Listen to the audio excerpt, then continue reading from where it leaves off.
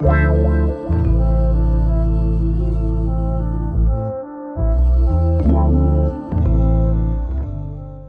hello and thank you so much for allowing me to talk. And I just wanted to share on the topic that you mentioned about telling your story. And I did that on this platform, the LinkedIn platform, a few years ago, and I got a really good response. I told my story about my loss when I lost my mom. And to make a long story short, because I think I connected and it resonated with so many people understanding what loss and uncertainty felt like, that post, it got over 800,000 views. I got 2,000 and something comments, 30,000 responses. And I think it was because of what you just said. When people connect and feel that genuineness, it automatically opens the floodgate.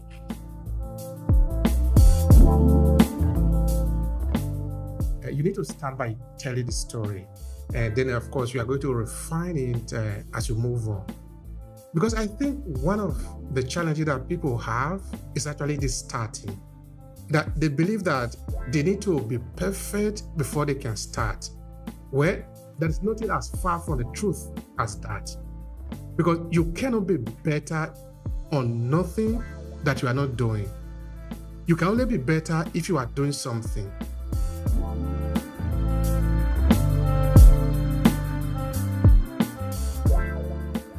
I can tell you many things that go wrong with stories, but the first thing I would say, get telling your stories first of all.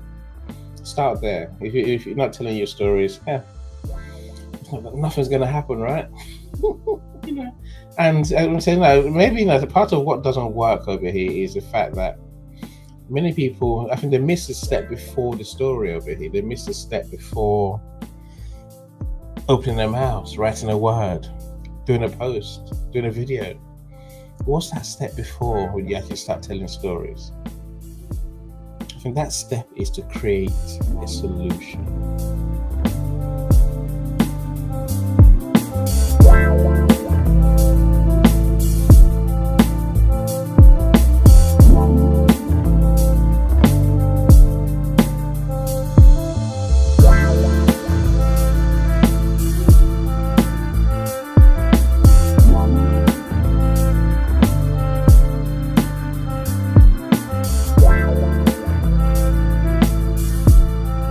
Hello and thank you for checking out this video. I'm Obehi Ewanfoh, the host of the Business Storytelling Audio Series event.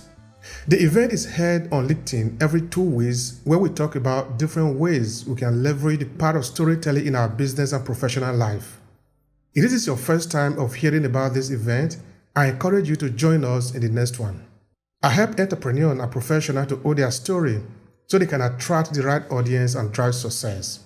I'm the author of the Storytelling Mastery, a 5-part book series that takes you by the hands through the ABC of storytelling. If you find that interesting, you can claim the first chapter for free at aclasses.org/free chapter. Now back to today's conversation. We are not even showing up. We are not even giving ourselves the chance to be seen. You see, because in the business ecosystem, like I sort of quite say, there are a lot of moving parts in it. It's not just one thing. They will tell you, oh, if you just get the color right, everything will just be okay. No, it's not true. Or they will tell you, if you just know how to send a good email, everything will just be okay. No, it's not true. You will need to know how to get the color right, also know how to get the email right, also know how to do a lot of things right before you can get it right.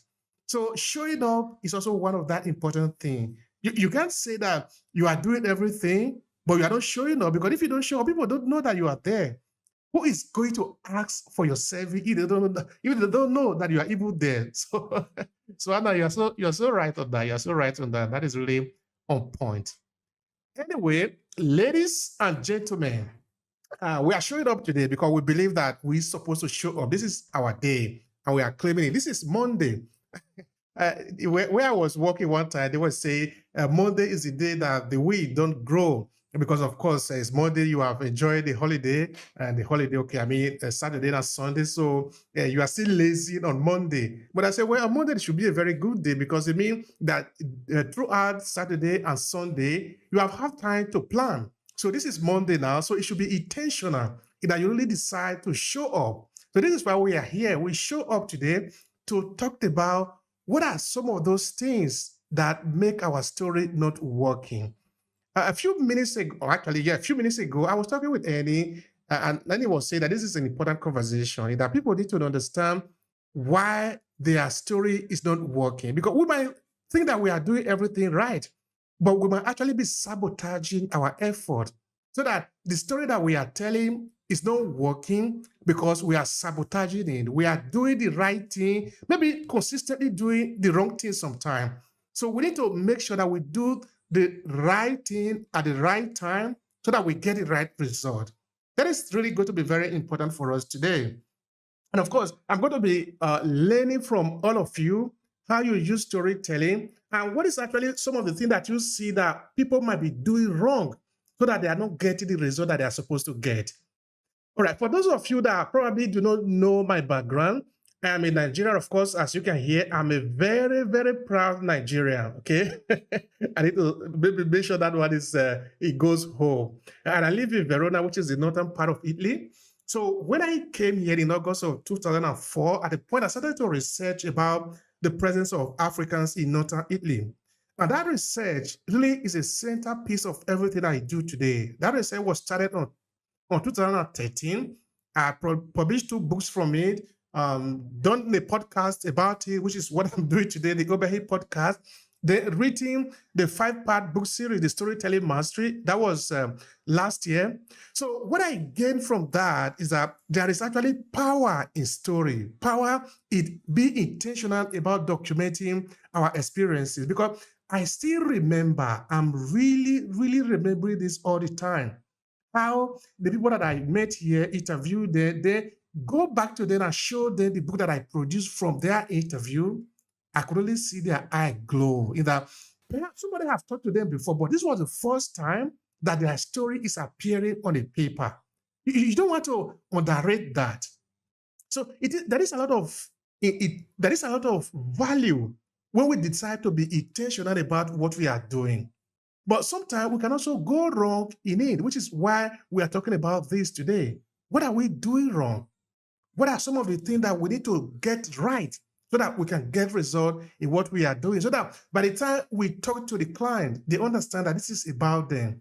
They can be happy and they can choose to participate in what we are doing because they understand that this is about them. I think this is important. And this is where we're going to start the conversation today.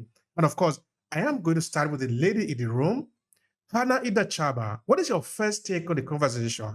Hannah is joining us from Abuja, the capital city of Nigeria. Thank you so much for that intro. Thank you so much for, hosting this room as you always do. It's always a pleasure to be here. I am Hannah Idachaba and I'm a brand storyteller. What I do is I work with entrepreneurs to spotlight their stories and help them build personal brands that are a true reflection of them, one that is authentic, one that truly reflects them. In line with today's conversation, I would like to share a couple of things that I learned in the course of, working with clients and spotlighting stories, like I said, when I was introducing myself, because this is what I do on a regular basis. So I would like to just first of all state that I have tested this and it is trusted.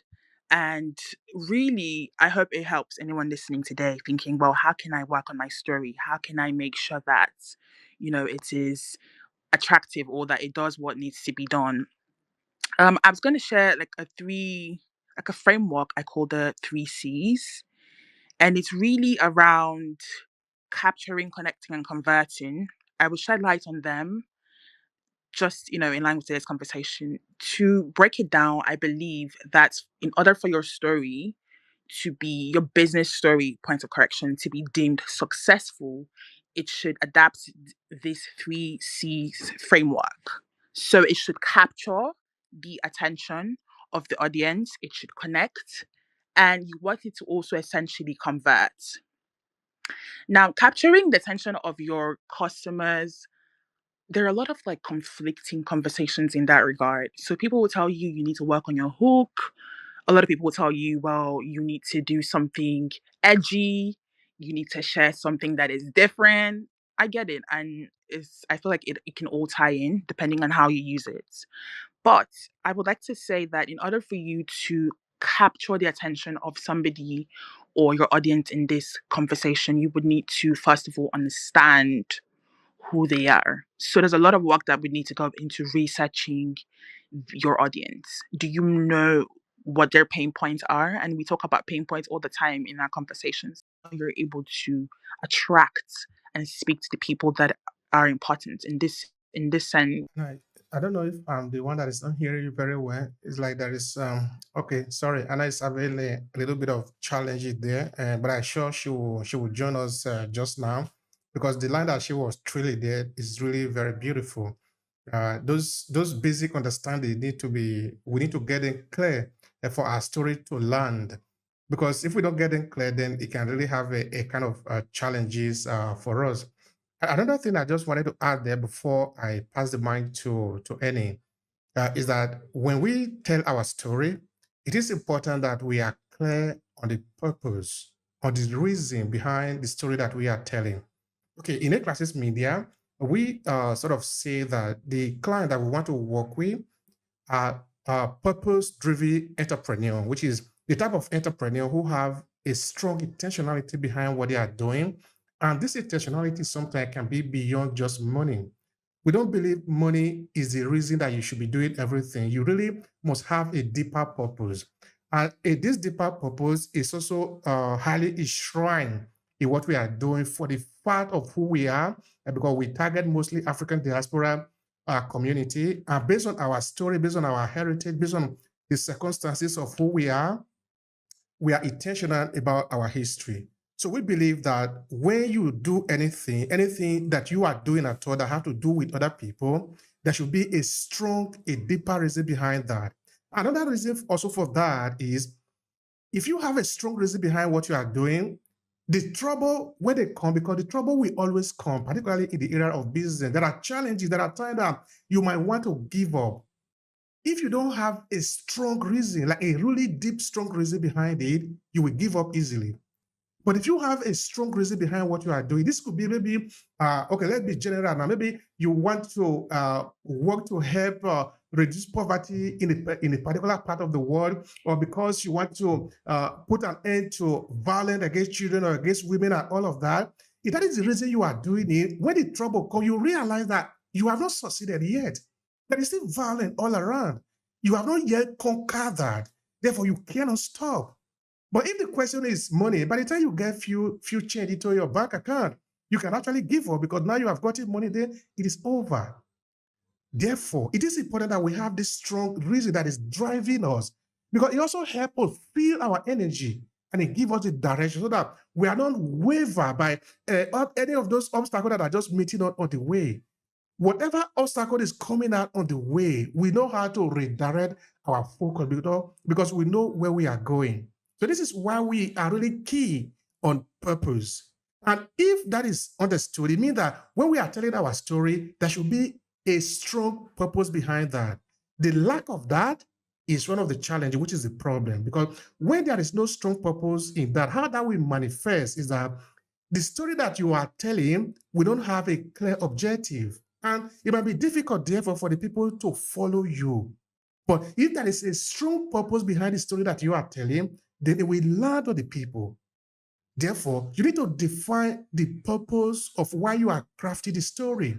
Maybe ask yourself some of the questions like, what is the key message? What do I want to convey? What is the message that I want to share with these people? And most importantly, what action do I want them to take after listening to my message?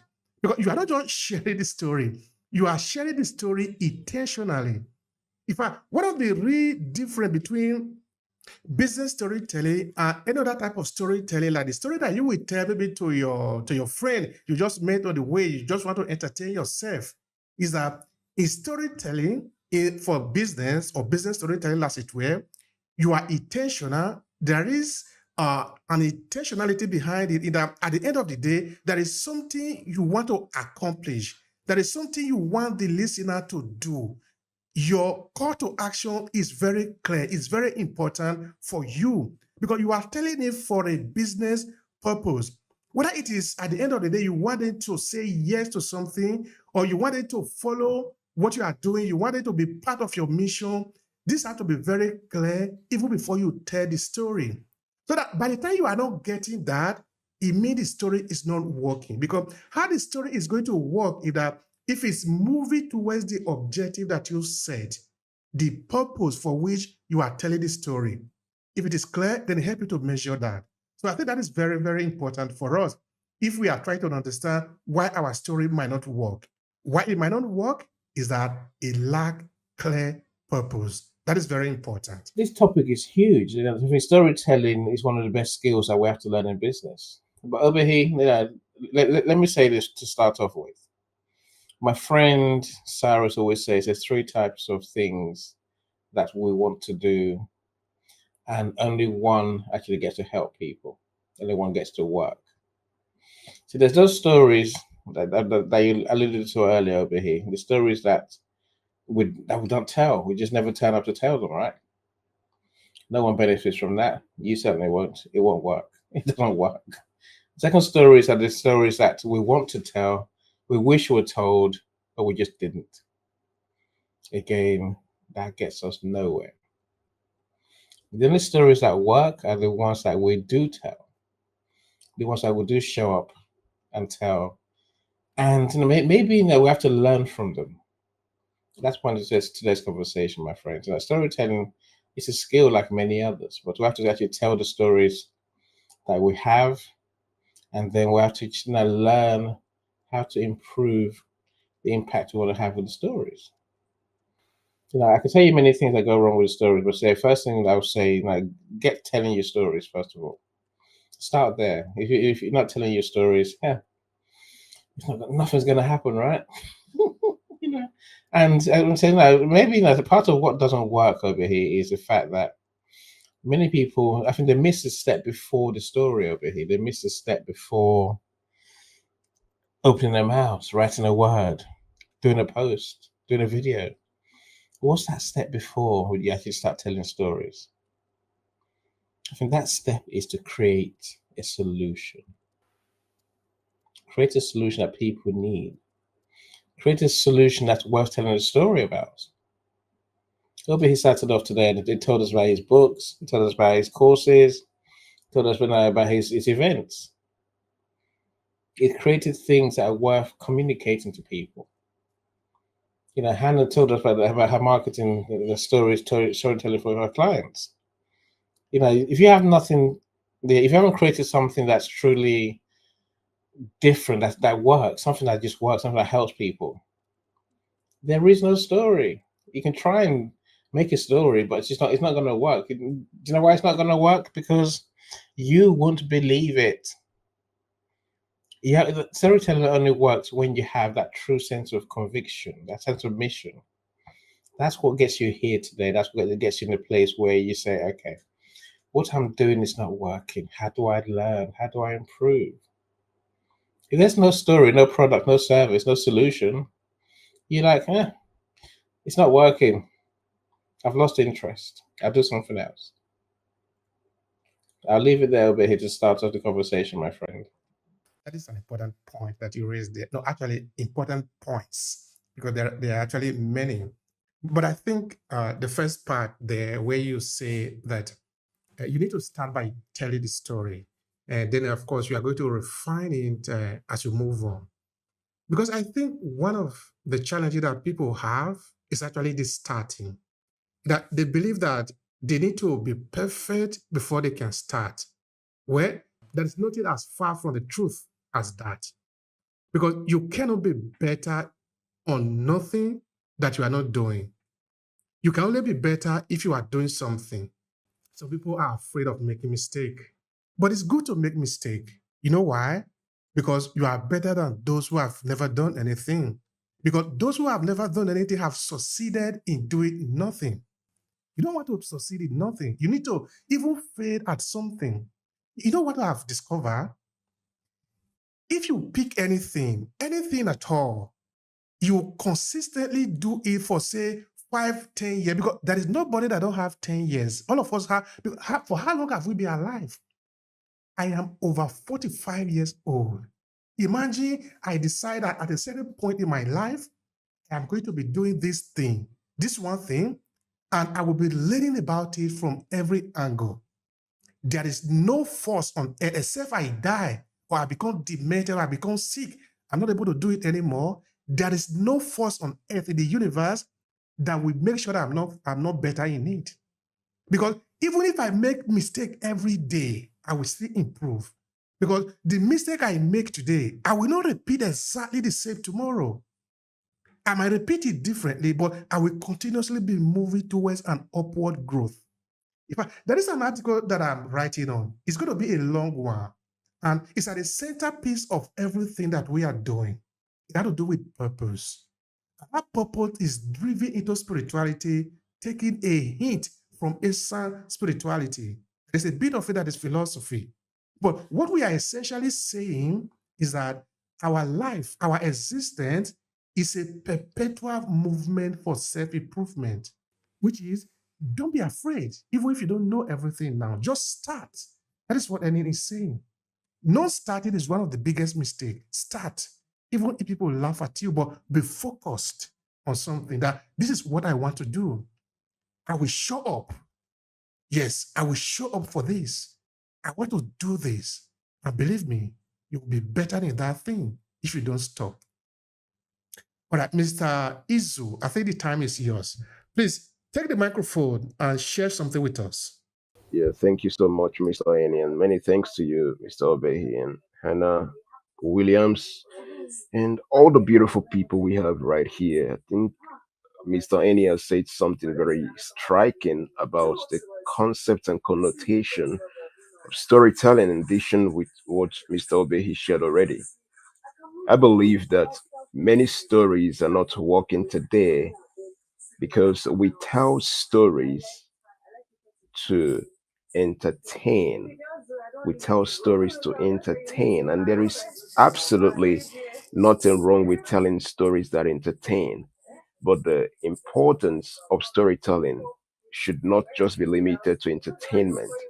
When someone is asked to speak on a topic and the person begins to tell a story that truly and really does not build a connection with the impact they want to make, with the connection they want to make. They just tell a story because they heard that storytelling is what would help you to be able to build this level of connection with people, you know. So I think we should rather pay attention to, telling stories that can actually speak to the challenges of people. And this is why I always encourage people, professionally wise, you need to be guided. You need to go through the school of storytelling. There are fundamentals, there are strategies, there are words, there are instances, there are illustrations, there are patterns that would guide you in the area of having to build and develop a story that can do the magic for you. So my point right here is stories can birth transformation. Stories can achieve a lot of incredible results. Stories can transform the lives of people. Stories can transform the trajectory of any business. Stories can attract you many more clients. Stories can help you to become that reliable voice that people want to listen to all the time. But for that to really make a meaning, you need to understand the dynamic of how this storytelling works. And I'm so glad we're here today to talk about it and to dissect it. For myself, the modus operandi, which I'm going to be speaking today about the storytelling concept, would be focused on authenticity. I tell people all the time that being authentic is the number one thing you need in order to tell a story that can convert. Being authentic is very important. Being authentic is very important. There is something that is transformational about a speaker who is authentic. There is something so beautiful about their personality. So whether they are speaking, they are telling a story, they're, you know, giving data, statistics, and all of that. There is this beautiful thing there is this humanity attached to them. You know, I was on Facebook a few days ago and I was listening to this lady. She was telling a fantastic, powerful story, but she delivered the story as though she was an AI. So I wasn't trying to be, sad or a sadist or sarcastic, but I just respectfully put in the comment box, "Are you an AI? Are you an AI?" Because she was just talking like an AI. It was just like an AI talking to human beings, not like human being talking to people. So being authentic, it would help you to be able to effectively not just be someone that people wants to listen to, but you're going to become someone that people would rarely forget. Being authentic is for your own good, it's for the goodness of your business. And so today we're going to be looking at different angles. But personally, I'm going to be fixating my ideologies on being authentic and how much it can help you to achieve in the direction of helping your story to work for your business and your personal life. My name is Izu Samuel. Beyond my work with the Al Jazeera, I help people to get on the TEDx stage, leveraging their stories, leveraging their voice to make incredible impacts both in their businesses and their personal lives, their families, and their immediate communities. I'm looking out for the best of a great conversation today with the rest of the great speakers on the stage. And feel free to raise your hand up, come up on the stage, grab a seat, and be sure to unmute and say something that can transform the life of someone in today's conversation. I'm going to yield the mic to you, Mr. Obehi, and many thanks for having me in today's conversation. Much, Israel. Thank you. I appreciate you. We always appreciate this voice and the valuable input that you are bringing in. This is highly valuable. It is really valuable. I like what Izu was touching there, which is that we need to understand that we are human beings when we are in our storytelling. It cannot be said better that Izu even asked the person that is talking, "Are you an AI?" Because we need to understand that what people are looking for is other people. Because we want to connect to people. You see, if we take emotion away from the story that we are telling, then there is no need. We could simply just give the job to AI. Because AI is really becoming very effective these days, but it's not a human being. We can't give, there are certain jobs that we cannot give AI to do. One of that is being able to leverage emotion into what we are doing. So let's be human so that other human beings can connect to us because they are also human. So who are we talking to?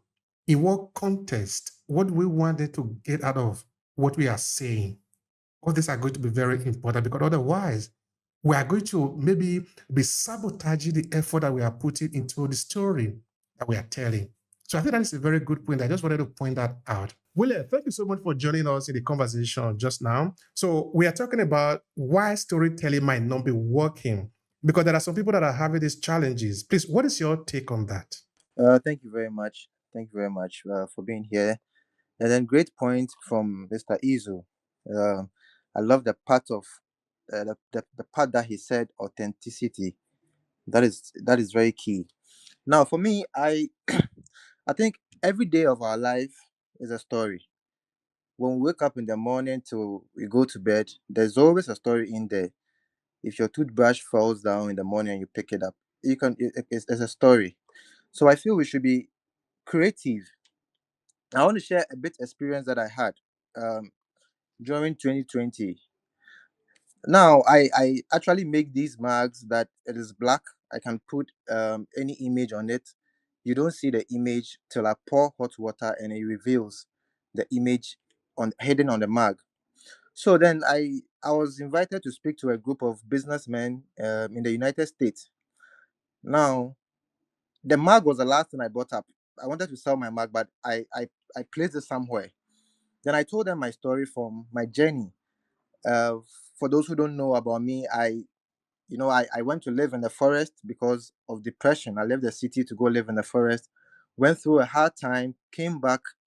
COVID set in. I went to extra hard challenges and all of that. But through it all, I came out and had some accolades, being featured on the Times Square billboard, won the UK Caribbean Global Awards in the UK. And this journey was a tough situation for me. Now everybody goes through some sort of hard times in life. Everybody goes through that. So I started sharing my journey with them. Then I had them emotionally connected to what I was saying. So they were like, "You went through all that?" I'm like, "Yes, I went through all that." Then I brought up my mug, this invisible mug. Then I was telling them that I believe that every human being has something special inside of them that needs to come out for the world to see. So while I was saying that I was pouring the hot water gradually. Then I was telling them that this hot water signifies the struggles that we all go through in life, like me go live in the forest and come out and all of that. But at the end of the day, something beautiful comes out. And then the image hidden on that picture was gradually coming up. And trust me, their faces, the emotions I saw on their faces while demonstrating the mug was superb. And then they bought the mugs from me. I started shipping mugs from Ghana to the United States. Meanwhile, these mugs are very close to them. They can get them from the States. But why would they buy from me to ship from Ghana to them? Because of the story. I emotionally captured them. Okay. So I think emotions is something that is key in storytelling. Otherwise, why would they buy mugs from me while they can get it that they just in America? They will pay me money to ship from Ghana to them. It was because I caught them emotionally. And the mug, what I wanted to sell to them was the last thing I brought out. If I bought it first, oh, I have this mug that I sell, it will put them off. Okay, and then there's always story around anything that we do in life. If I want to sell a key to you, if I'm selling a key and I want to sell a key to you, the key will be the last thing I'll bring out. I'll tell you about how I faced a challenge that a door closed for me that I couldn't go ahead in life. I didn't take a step in life. Situations that got me locked up. Then later I tell you how I was able to come out of it or open that door that closed for me before I bring out the key to sell. So I think it's a strategic thing. And one thing that helps me is that I have pictures to everything that I'm saying. Pictures of me living in the forest, pictures of the struggles. I didn't know how I was taking those pictures down those days, but I show you to you, so you see that it is authentic. What I'm telling you is not like I've gone to read something from somewhere. I'm telling you, or I'm reading somebody's story to you. You see my face in that picture. You see my face, me wearing those tattered clothes, and then you see me in the UK also wearing a good cloth, picking up my award. So you feel the emotions in it. So I think one problem that most people have, they have good stories, but how to craft it to make it compelling to the people they are telling is a challenge that many people lack. So I feel that if people could work around how to grab the emotions of the people they are talking to or they are telling their stories, it could do great for their businesses. So I just wanted to share this up, and then thank you for bringing up this topic. It really resonates with me. So my name is William Planch, author of No Human is Useless. I'm a speaker, storyteller, and I use my journey to help people recover from depression. Thank you. Thank you so much, William. Your story is powerful. In fact, I'm going to send you a message that maybe we need to really talk about that in Obehi podcast because we like to go deep in stories like that. That your experience is important for people to learn from. You see, what I've understood is that people don't really buy the product. It's not the product that they buy, it's a story that they buy. You see, I was interviewing a guest who told me that BlackBerry was better than Apple by far. But it just happened that Apple had better story. Therefore, BlackBerry was knocked out of the market by the story, not because the functionality was bad. So what I'm trying to say now is that story is not something that we just need to attach to the business. Story is the business. Like William is saying, the people bought that mug from you, not because it's the most shiny object that they can see. It's because they bought into your story. If they can buy into your story, then anywhere you go, they will follow you. And I also like another strategy that you are talking about there, that you will bring out the solution later. You don't come there and tell them, hey, I'm selling you this cup, buy. You tell them what is it to live without something that look like your cup. Now you make the amount to be salivary, like okay. Now at the point they ask, what is the solution? And guess what?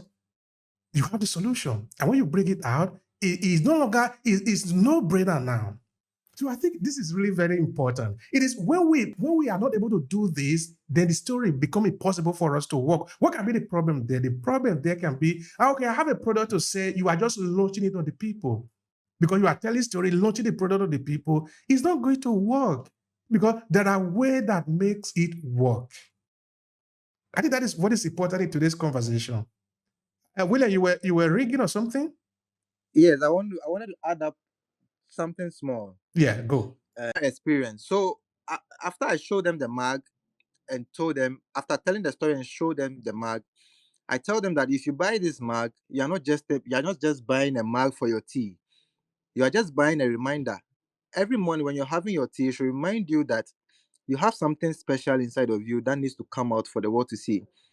So at the end of the day, I'm not just selling a tea, a mug to them. I'm selling emotions. I'm selling empowerment.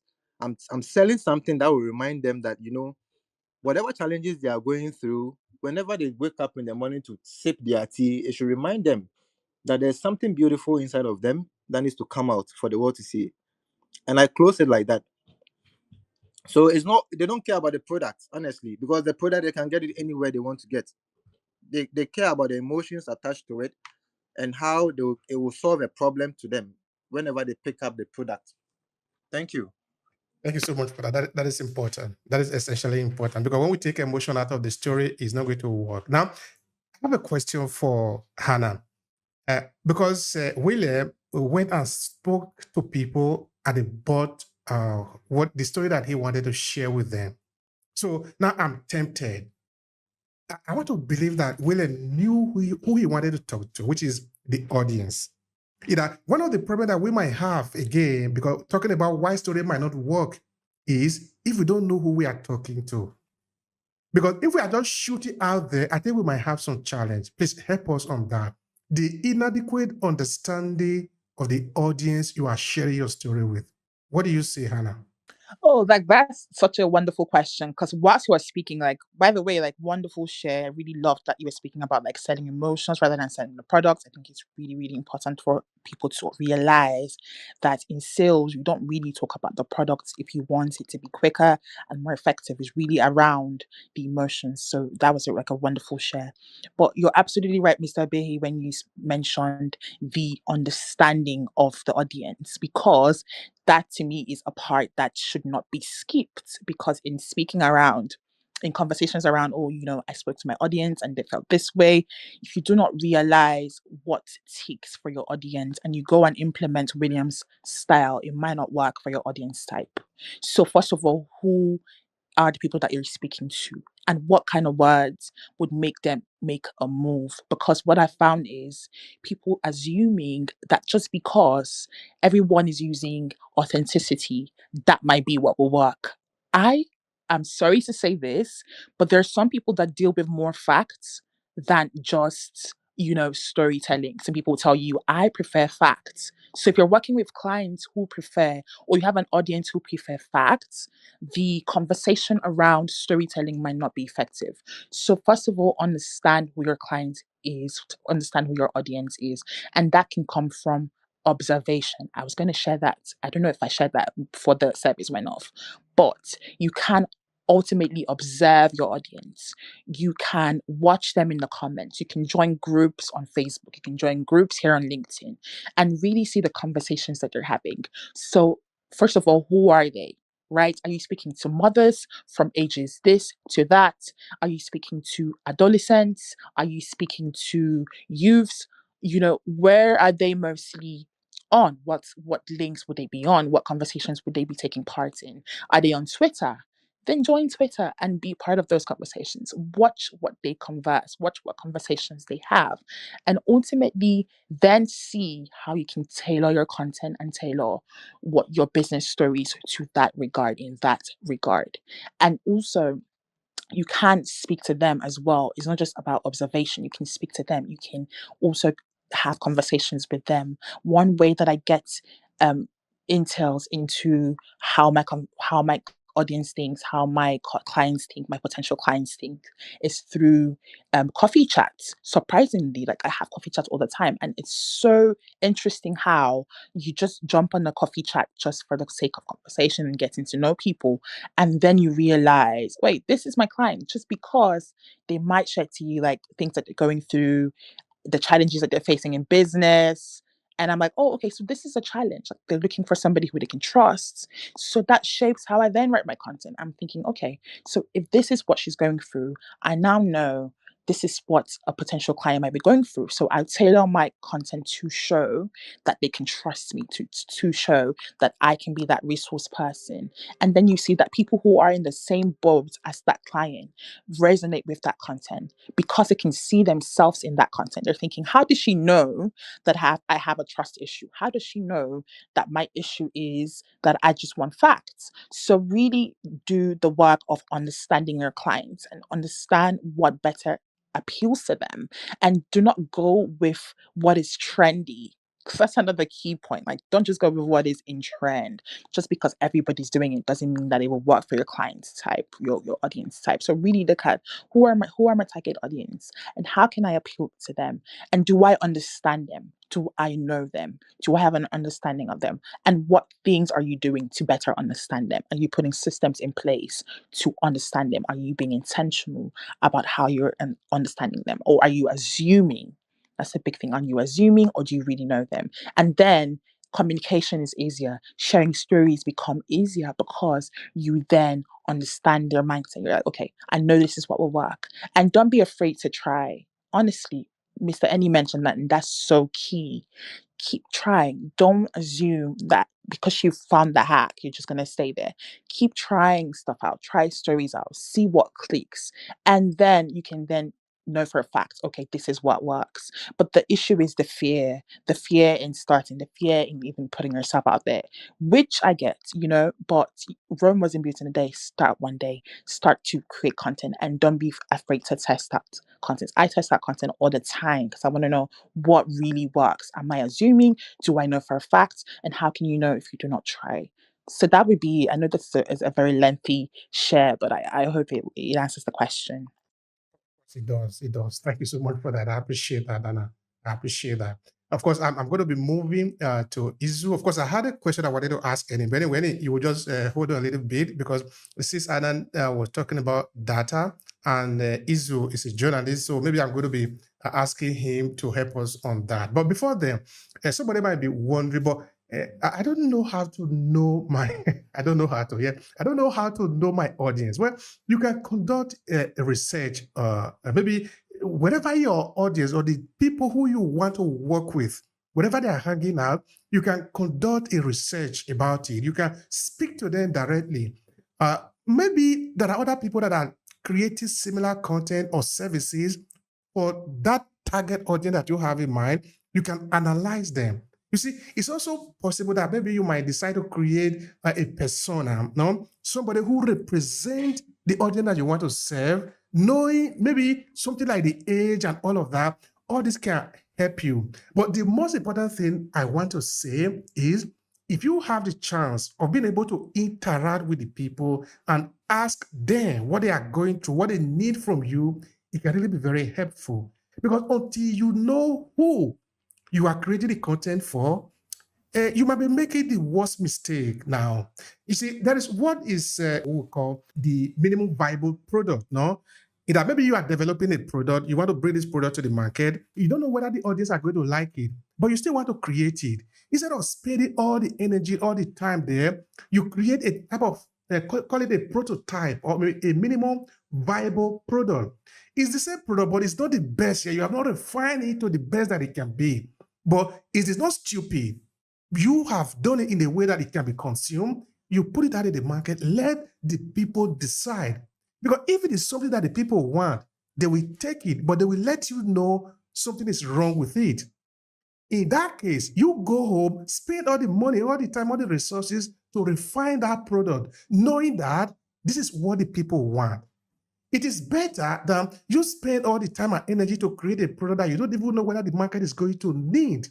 You bring it to the market and nobody needs it. You have wasted all the time and resources. So it's always a good idea if there is a possibility of talking to the people you are serving. Let them, not really let them know, you need to know what they want so that you are creating this product or this story for them. Because when you do that, it's going to land because now you have somebody in mind that you are talking to. I think that is very important. Now, Izu, what I was thinking is that because Hannah talked of data, I think one of the problems that people might have, talking of maybe some of the things that they might be doing wrong, is that they might be overloading their story with data. Could you call that a problem? If that is it, what can be the solution? Please share with us on that. So that's a very powerful question because so many people don't understand the place of statistics in storytelling. Statistics is very, very important in storytelling. And remember, the reason people are losing interest in statistics when it comes to global statistics, from health to technology to religion, is because not many people can play with statistics. But storytelling is positioned in a way that it works with the human brain. It's connected to humanity. Now, when it comes to statistics involving it in storytelling, you know, I can never say that statistics will be too much in storytelling because statistics is part of storytelling. Statistics has to do with a few factual information. And let me remove the clause few. It's factual information that are reliable, that can give people direction. It's a roadmap for people to work with sustainably. But then storytelling and statistics can be the most, let me just go this way. I would say that storytelling is going to be one of the best ways to communicate statistics to people. And professionally speaking, from my angle of journalism, I would say that your story is incomplete without great statistics. You can never make a great storyteller without involving as many statistics as possible.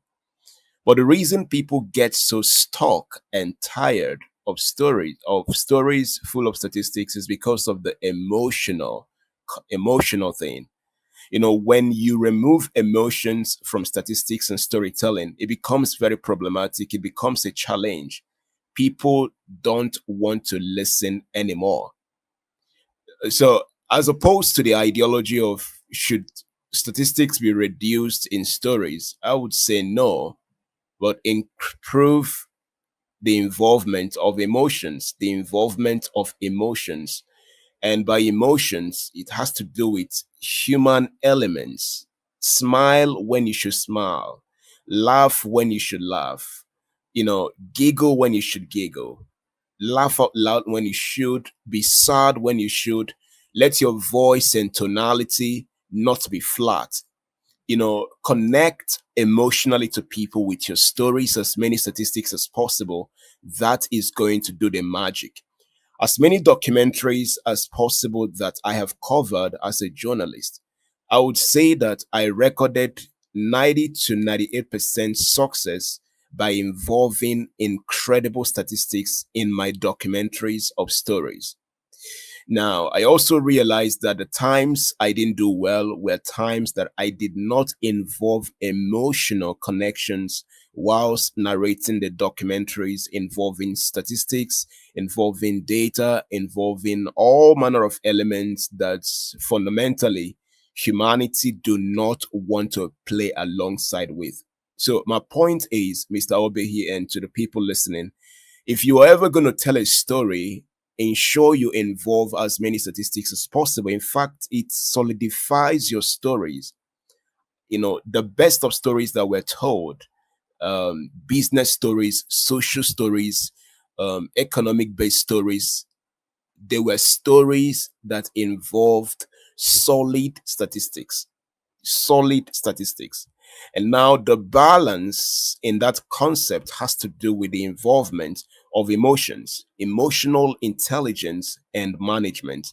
is what will help your story to make a great sense with the involvement of the statistics. So, my final take on that is very simple. Never tell a story without involving as many statistics as possible, and never involve statistics into storytelling without working on the emotional side of the stories. Because people would love your story when it can build emotions. People will play, people will relate, people would want to be would want to put themselves in your stories, provided your story is one that understands and can communicate the science and the intelligence of emotions. Never joke with emotions in storytelling, because that is what is very important. No wonder Aristotle stated it in one of the books he wrote and documentaries he forwarded about storytelling. He kept talking about emotions as many times as possible, as many times as possible. As I stated initially, when we talk about emotions, we're not talking about ambiguous words, we're not talking about ambiguous concepts. We're talking about human based elements,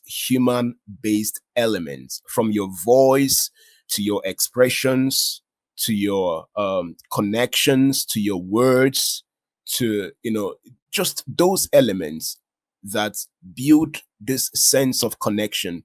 Whether people are reading your stories, people are listening to your stories, people are, however we're watching your stories, emotions makes your storytelling, including statistics, to be very intelligent. I'm going to say that again, that emotions, including your statistics and your storytelling, makes your story to be very deeply, incredibly intelligent.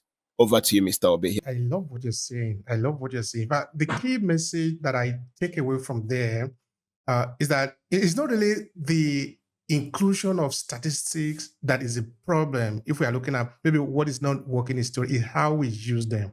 I think you perfectly lace it there, so there is nothing to contest there at all. I appreciate that. That is really important for us. Now, I want to encourage people in the audience. I see some beautiful people out there. We want to learn from you. We want to see how you are using storytelling in your business. If you have any challenge, because now this is it.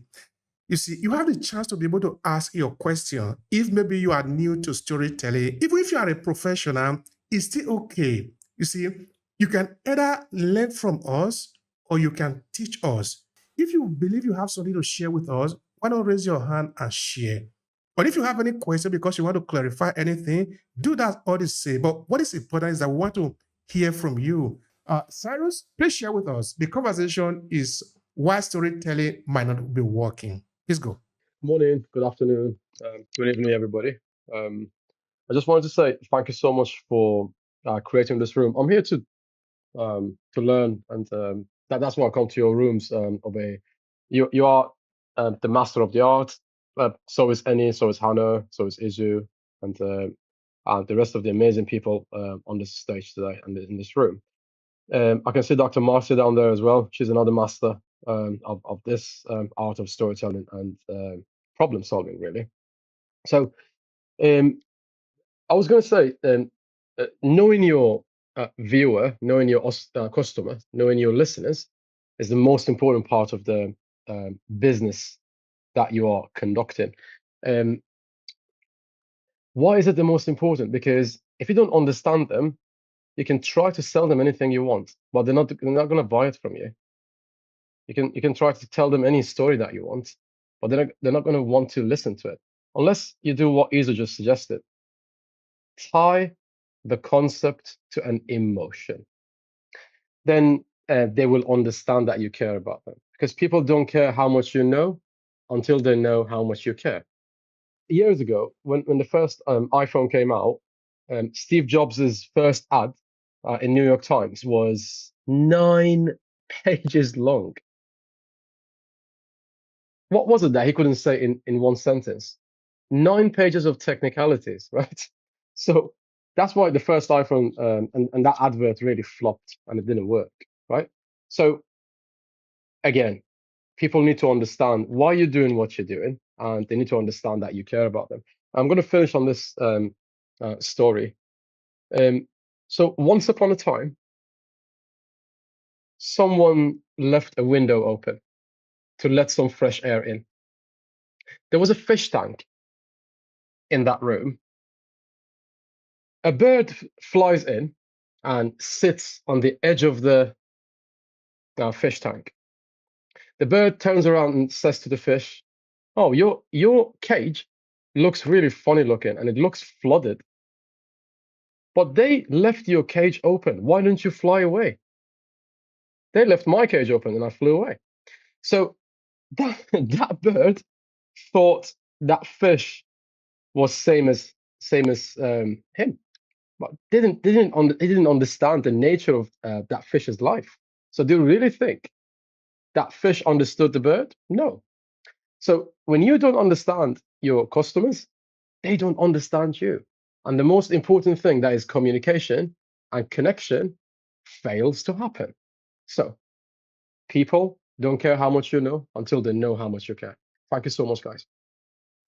Thank you so much for that, Cyrus. I appreciate that. That is so lovely. That is so valuable. But I didn't know that. Anyway, that ad by Steve Jobs is really very important, though.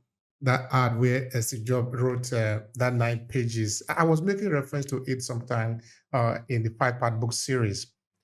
And the message I really want people to learn from that is that any of us can grow. You don't need to become a professional to start. I think I already said that before. Wherever you are, you can start. And like Izu have said too, you need guide. You need people to guide you. But people cannot come to guide you in the house. You need to show up. Say it the way you know it for now, but ask for help so that you can move to the next level. It's after you have started that you can move to the next level. You see, we are talking of Steve Jobs of all. He is the best.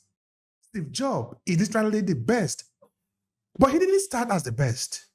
He flopped too, like every other person, but he grew.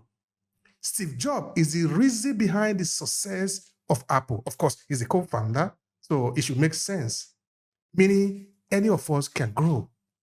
That is important for us. Now, the question I sort of was wondering about, if you could say something, it had to do with weak emotional connection, because that is one of the problems I think people have. Izu was talking about statistics, and he also talked about emotion that is important. But sometimes when people tell their story, they have weak emotional connection with their audience. I think that is a problem. If you believe me, what is the solution? It's a simple one when we're honest with ourselves, Obehi. Let me work with my friends before we miss our chance, and then I should answer the question for my friend. So I want to welcome, I say, one of our best accountants ever. It's Basil. I'm glad you're here, my friend. It was great to see you in our rooms. If you're in the UK and you need accountancy, talk to Basil, right? He's the one to help you. He's the one that does what we need to do. I hate paying tax. Basil will help you make sure you don't do it, all right?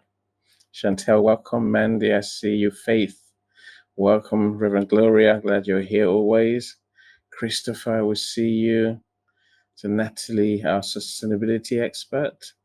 Natalie has started doing her rooms about well-being and also, I guess, putting people first, really. And that's part of this sustainability and the SDGs, sustainable development goals that she talks about. That she wants everyone to know what they are and how it can help our businesses.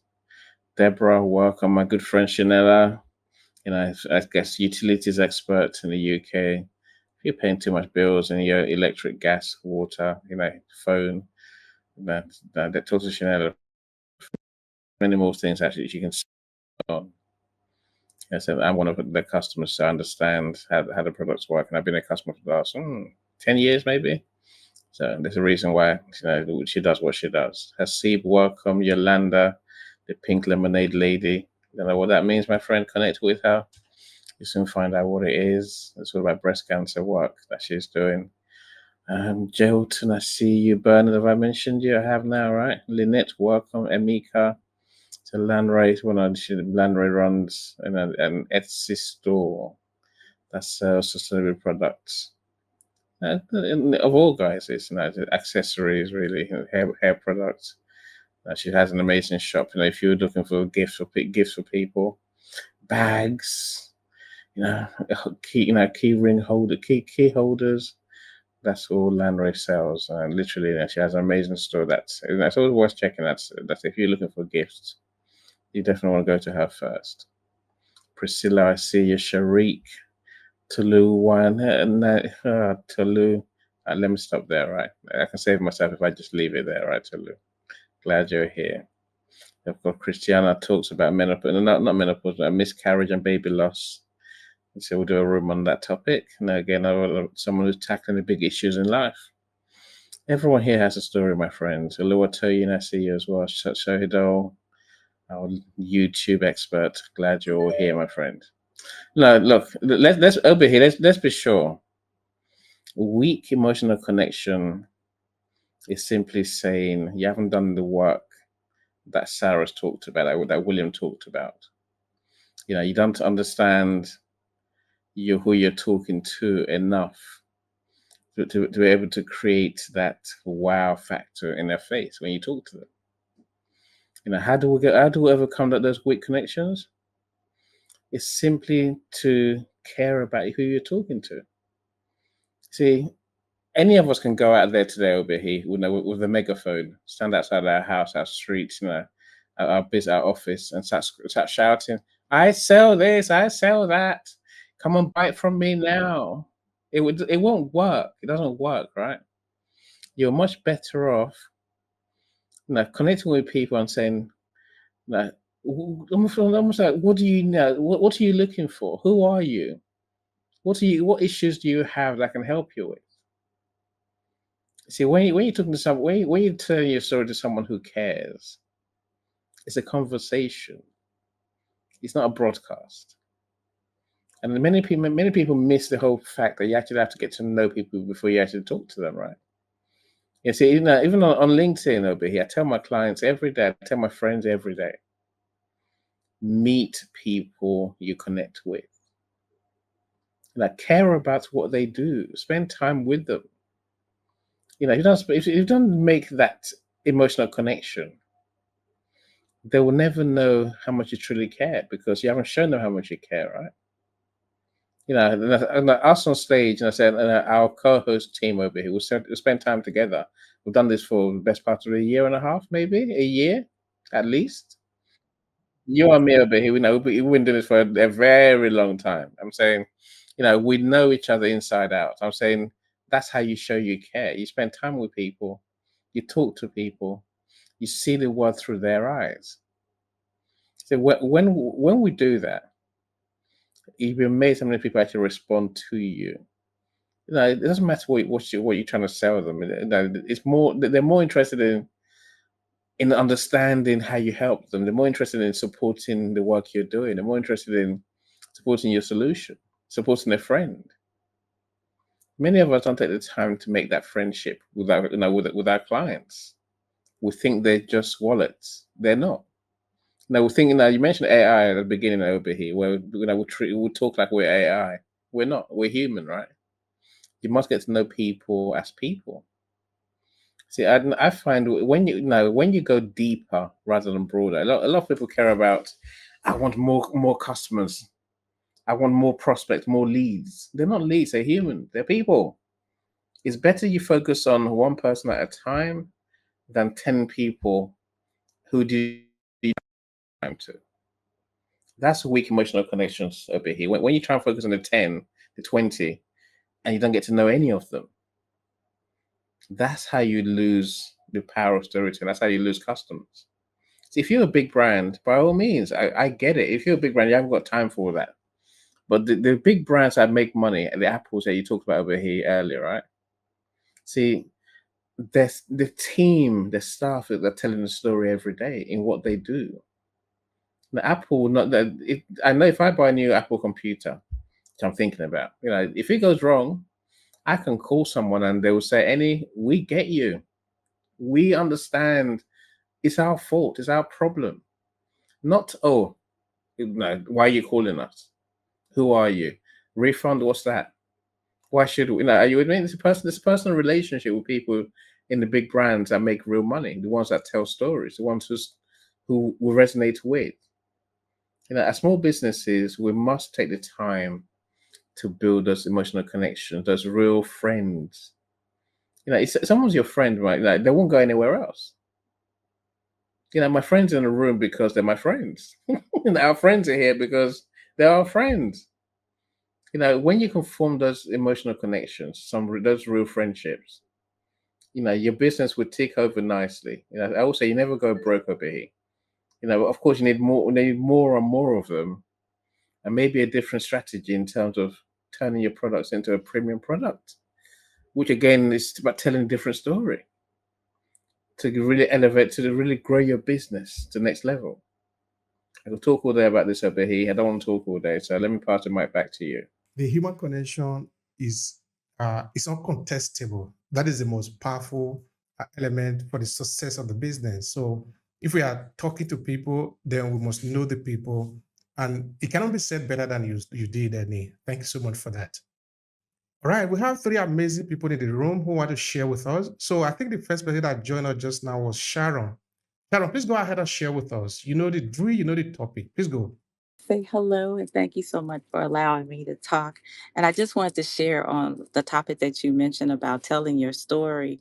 And I did that on this platform, the LinkedIn platform, a few years ago, and I got a really good response. I told my story about my loss when I lost my mom. And to make a long story short, because I think I connected and it resonated with so many people understanding what loss and uncertainty felt like, that post, it got over 800,000 views. I got 2,000 and something comments, 30,000 responses. And I think it was because of what you just said. When people connect and feel that genuineness, it automatically opens the floodgate.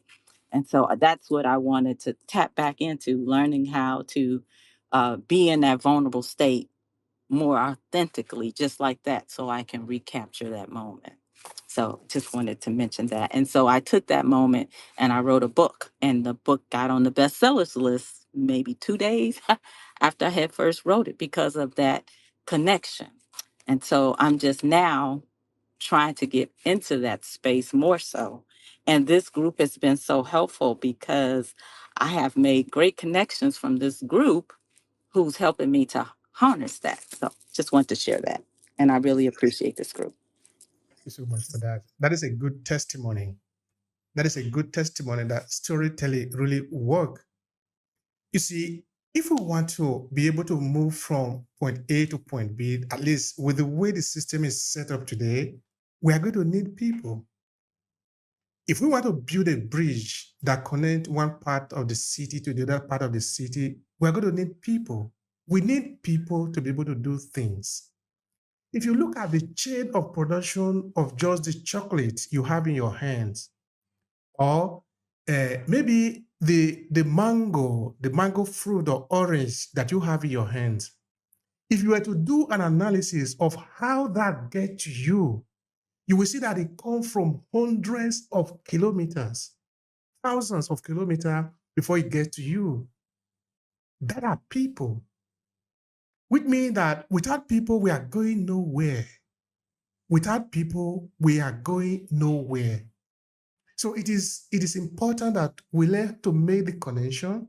The internet has become very interesting today, but it also become very noisy because now there is more than 5 billion people on the internet as of October of last year, according to Google, which also means that there are a lot of noise out there, which also means that it is the right time to leverage the power of storytelling. Because there are no two people of these 5 billion people on the internet who are exactly the same. Each of us has a unique angle, a vantage point from where we are seeing the reality, from where we can leverage our experiences, from where we can build up our story, and therefore able to connect to the right people. Storytelling is the magic to do this. If we learn how to do it correctly, then we have no competition. For our client, if you are competing, It's because you don't yet know who you are serving. You don't yet know your story. Because if you know your story, nobody can compete with you. There is nobody that can compete with you. Anyway, the second person just now was Anwi. Did I pronounce that correctly? Anwi with a dollar sign there. I love the money. Please, it's your turn. Go ahead and share with us. Okay, maybe that is a technical issue there. All right, we move to our dear friend, Dr. Matsia. Please go ahead and share with us. You know what is the topic and you know the drill. Please go. Good morning, everyone, or good evening, or good night, depending on where you're listening from. It is a delight to be here in these sessions and for these sizzling topics. Mr. Obi, you're right on target with these. I like the topic, why your storytelling is not working. I look at what all the others have said, and I'm a novice in all of this. So I just want to give my little bit from my little experience. And I want to say that many times our stories do not resonate. It's not working with our business because we tend to misunderstand our story in relation to how we our life script, because our life takes us on certain paths and we get certain experiences, and that's the sum total of our stories. Our antagonists change, but we are still the protagonist, and we move on. And we seem to have a difficulty sometimes putting the plot together or understanding the storyline or the theme in our story, and so we are not able to tell our story as our story evolves and adjusts and make the changes that are needed to apply the proper parts to our business so that it resonates with our audience and our targets or the clients that we have, our customers, and make the right connection. So sometimes we start out with an excellent story and it had its appeal and it was very authentic and it came off very well, and it connected and it gave us a solid customer base. And so because that's how we started our brand and our mission. But as the climate changes and as the industry evolves as a business, we have to look at how we now market and how we adjust our story to continue to resonate with others. And so we must now connect the parts of our story, the unique parts, the parts that evolve and travel with us, that we don't expect, that comes upon us, and our resilience as we overcome. We must be able to effectively communicate this in our unique value propositions as we go forward, and the deals and the specials as we adopt our business and our story to meet the emerging needs of persons, and make our story explain our growth and our product and our services, and continue to solve the problems as it resonates with the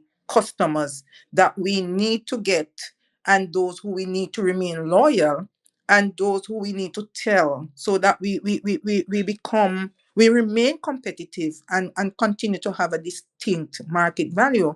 And then we must also understand and assess how persons are responding to us as business people, so that we can adjust our stories, the parts of our stories, and take them out and make them connect with the audience. Sometimes we give them our story, all of our story, and that's not they have to sift through to find the parts that connect with them. This meaningful connection that you're talking about, it's not every single part of our story that connects with people, and so we must pull out the juicy parts that resonate with our value and the propositions we're making in our business at the different times as we adjust and become more flexible and adaptable to the trends in our business environment, and make sure that we match our authentic, sincere, true story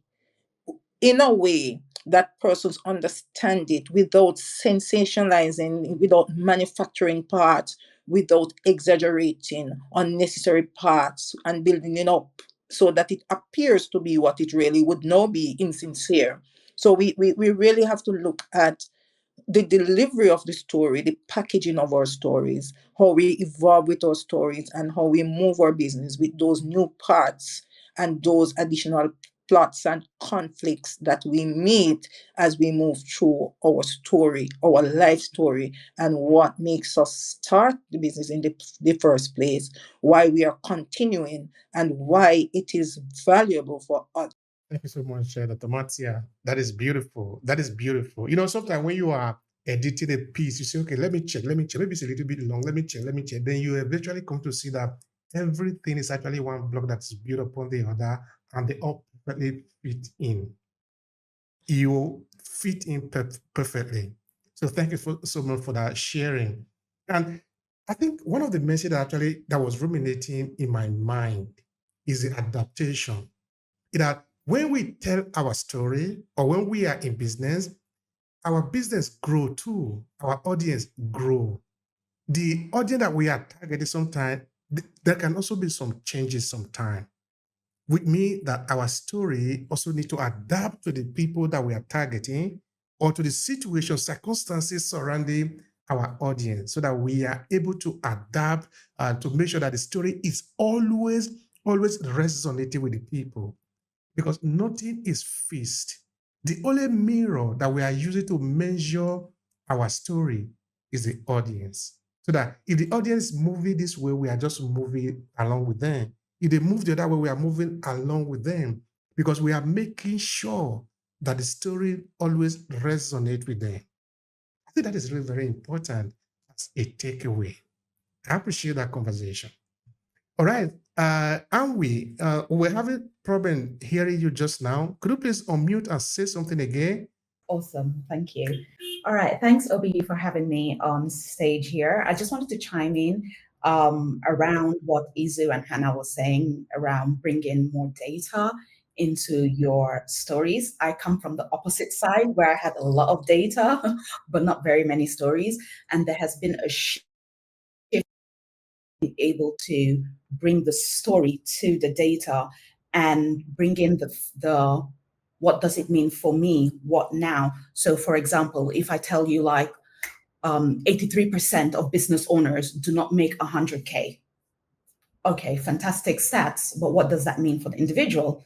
It's like, okay, a lot of the things you see online are not true because only less than 10% of them are actually making over 100K. Then now that brings it into their world. It means something. They have some sort of action, or they have some sort of motivation, or they have some sort of, I guess, affirmation that, okay, I'm not alone, or I'm not losing my mind, and so forth.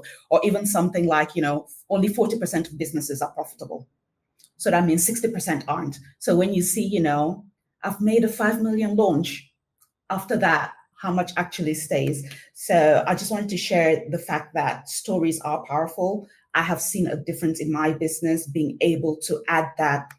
So what do you mean? And so what to the stats to actually make it relevant for my audience, for the listeners, and so forth.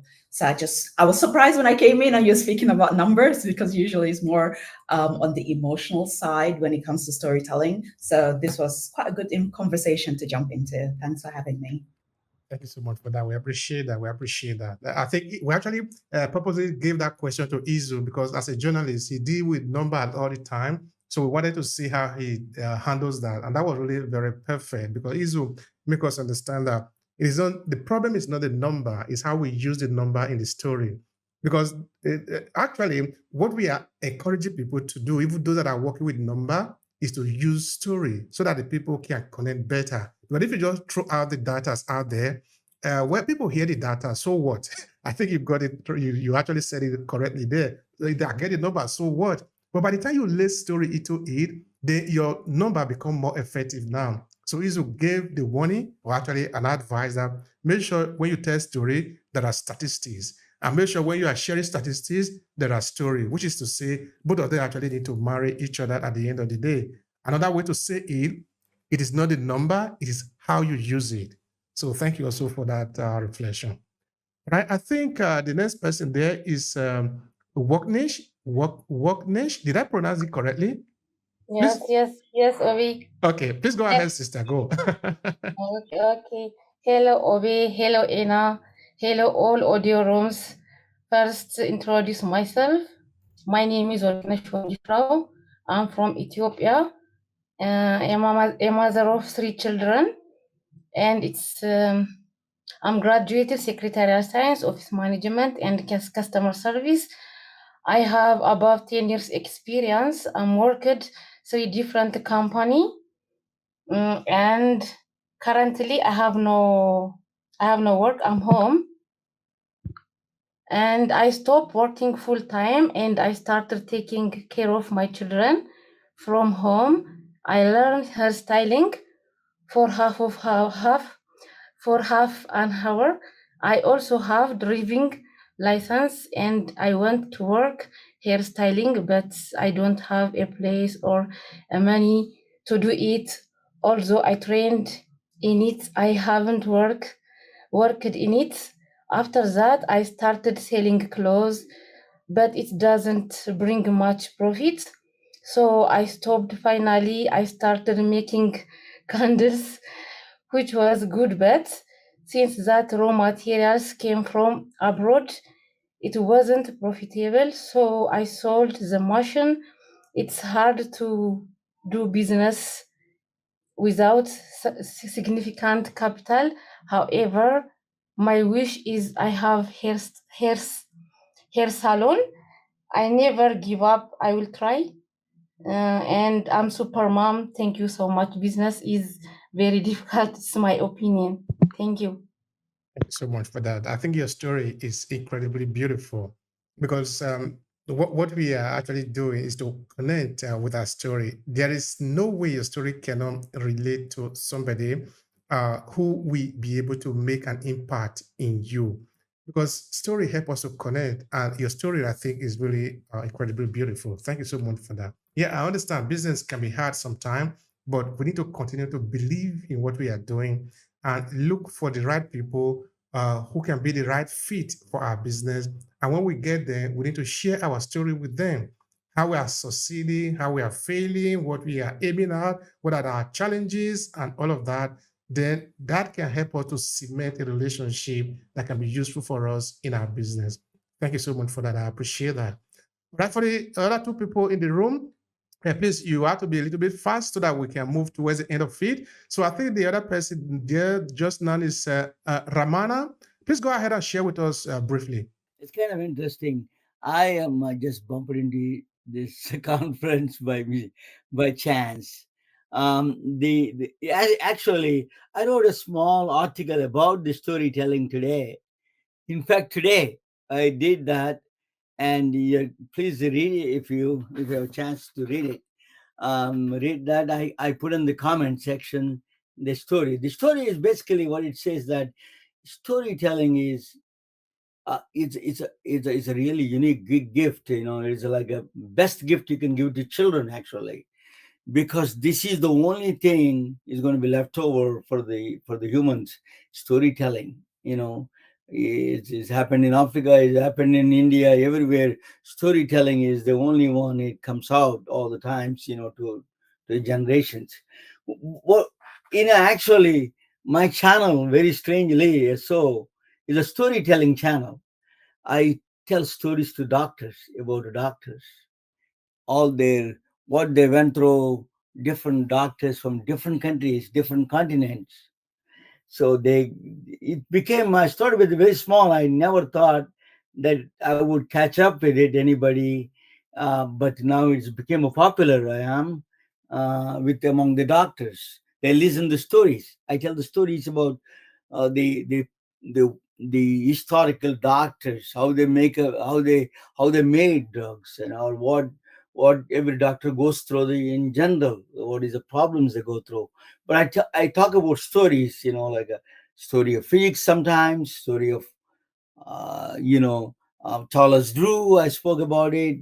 So then the woman that eternally, John Hopkins woman, who lived forever, cells, HeLa cells, Henrietta Lacks, these stories, even doctors don't know about it. So I tell the story, and then I got a huge audience now following me. So I think storytelling is a very powerful way. Not just don't count the numbers. The message I wrote in my story book is, you're telling a story, n- not on the focus of money, but focus on you're telling a story to the universe. That's the best way to do it, and then let the results respond to you rather than counting money and my I want to increase sales, I want to do begin this, and you need to. So more than that is you tell a story from your soul and your aspirations and your daily life, or just simple things you can explain on that day. People get interested. That is a power of humans. Storytelling is extremely important nowadays, because with AI and all those things, nobody's going to pay attention to your marketing, our marketing pitches. So I always encourage you. And by the way, I'm looking for somebody to help me. My channel, if somebody has a healthcare background, that would be good to help me. My channel is called Medbricks Webcast. I do actually. This Thursday I'm interviewing. I do Wednesday and Thursday live interviews. I'm doing interview on a fire chief. She's the first black woman fire chief in this area in Silicon Valley, and I'm interviewing her on this Thursdays. May not be best time for you guys, if you're in Africa. 6 p.m. my time, California time, but she's a fire chief. So it would be fantastic. So that storytelling is a very powerful gift to and then tell. You don't need to give stories not for others, not to don't try to impress them, but simply tell a story that is you're telling to your story to the universe or your God or anybody, without expecting any results. Then things will respond. Thank you so much for that, Mr. Ramana. That is a beautiful, that is another testimonial that storytelling is effective, it's useful, we all need it, irrespective of what we do, whichever area we are, whether in business or in any other area. So yeah, I thank you so much for saying that. I appreciate that. Thank you very much. Yeah, Hussam, please go ahead and share with us briefly. Hey, hello. Thank you, Oza, for the the opportunity, and thank you the all the audience who invest their time to listen to us. Uh, Really, the yes, this title is caught my attention because storytelling is one of the the the main tools that people have to express their thing. Uh, Historically, the storytelling, it it's one of the main thing that people learn from it. Naum Harari, he's a historical philosopher. He said that the when the in his book the Posibio, when the people start gathering together and build a community, they come together and they sing about their surrounding, the animals, the food, the whatever. Then they start learn from each other.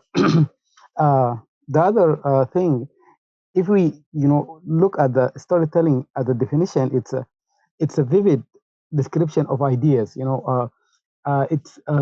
need more like, if you talk about the personal, you have to put more feeling on it to be to be more clarity.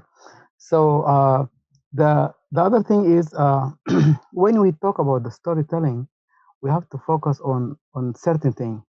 First, uh, when we fail to work, or you mean, as you mentioned, in not working in a business storytelling, that because one of two major things. The first, storytelling, it depends on the data, deeply on the data. If you don't have a data, you can't tell a story. You can lie, you can tell something historical or something, but not a story based on the data. The other thing, we have to focus on, and I will give example of that. uh, the thing related to the others. When you tell a story or you have a customer, you need to tell, have to solve his problem. So most people or most business people try to describe their vision or their view about the business. Yeah, for example, you go to someone said, I have this product, do one, two, three. But in a reality, you have to think what that customer need, and then build your story based on this idea, on this fact. Uh, Not in your opinion, no. Just you have to understand what is his pain, and then build your story around the product. For example, I spent my like 10 years in data analytics or business analysis. I used to build a good dashboard or good graphics or whatever, and I give a data. But when I represent to the manager or the leader, they think about it, and they don't give it, like more care, and that intrigued me. When I start asking question, this data I build it, or this story or this graphic I build, it's my own ideas, not their own. To tell good story, you have to ask questions and understand. Then you can build your story. This is my my point. Thank you all for this opportunity. Let's build a good story and tell a story and reach out others. The story is the powerful of the story is with other. Don't keep your story for your own. Fail, success, whatever. Just say it. Just tell it. Thank you. All right. Sorry for that. Yeah, Yeah, you want to be quiet. I didn't get. No, something just You were happened. talking to yourself. No, it was Tony. Was Tony. All right, sorry about that. But anyway, thank you so much, Husa. If it was actually you, I was making a friend request to, so the thing just hung there, and it was turning, not turning, not turning. And of course, for the purpose of all of us that are here, please make sure you connect to every other person that is here, because now this is a very good thing about LinkedIn Audio Room, and either when you say you are going to say something, you don't force people to come. Every person that is here is interested in storytelling. So if you are also interested in it, why not connect with them? Maybe there are other ways that you can benefit from the businesses that they are doing, because all of us are into different things. Perhaps you might benefit from the services that I'm rendering to other businesses. Maybe I might benefit also from you. So I just wanted to say that quickly and then move to the next person. All right, Mrs. Angelica, so happy to have you here. Please go ahead and share with us. I love to hear your voice. I couldn't hear. I'm not sure All if right, you. it's you, Miss Angelica. It's you. I just wanted to make sure. I don't want to take cuts in front of people. It's good to see everybody. Thanks for bringing me up, Obehi. I have to give Obehi thanks because he was the first one who interviewed me on LinkedIn and let me tell my story. And I see that one of the things, because I see that you mentioned here why your storytelling's not working, and I think one of the things is when you're telling the story, the expressions in your face, your enthusiasm, has a lot to do with how interested the person's going to be in hearing your story, right? And so I can relate to Husam because he mentioned that he teaches children, and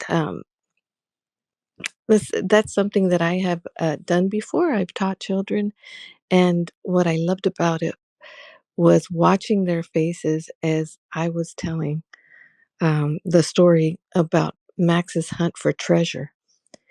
And another thing that was mentioned, I think you mentioned it, Obehi, was to look at the expression on the person's faces, ask questions, right?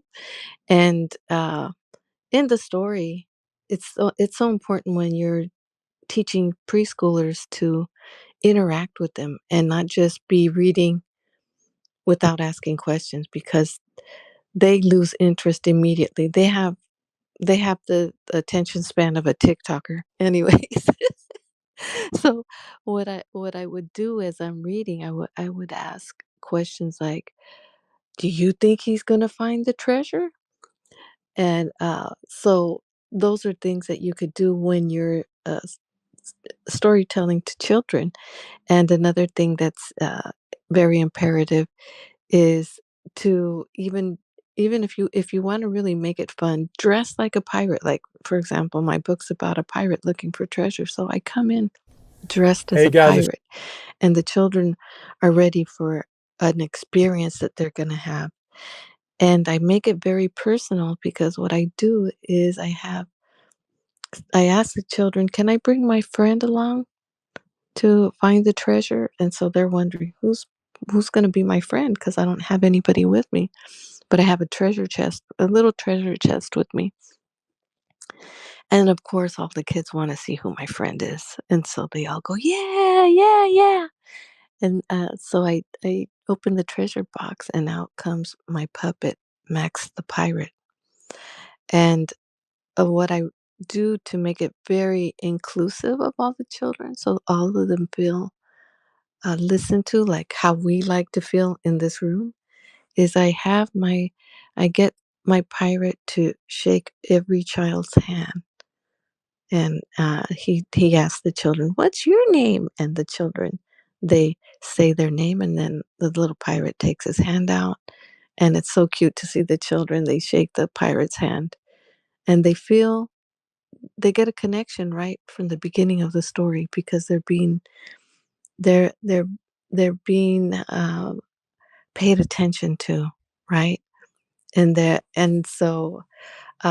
that's really important when you're telling a story, is um, letting the people feel like they're in that story. They are engaging in the story with you, and you make it an experience. So those are some of the things that I think are important when you're telling a story. Today, um, I have Kristen Bond telling her story. I'm going to be interviewing her about what happened to her because she was trafficked, the human trafficking. And so she's going to tell her story, and she's going to come out with some facts on what to do if something like that happens, or how you can prevent it.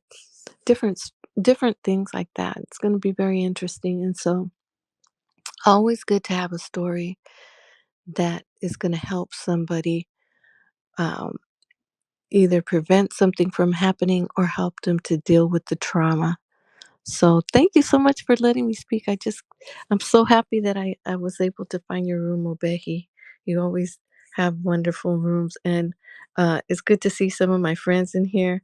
My twin Annie, Han, and our friend Hannah, Chanela, and my sister Chanela, and Isu.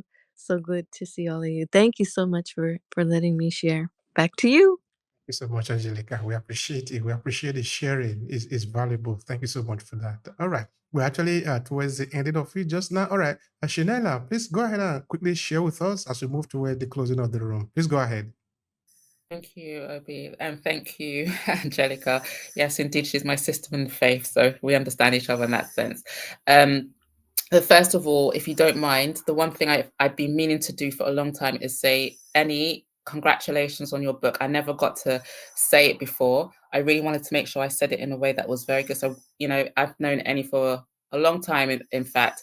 And when I came back from Sierra Leone after years of being there, Annie was the first person I contacted when I changed my business.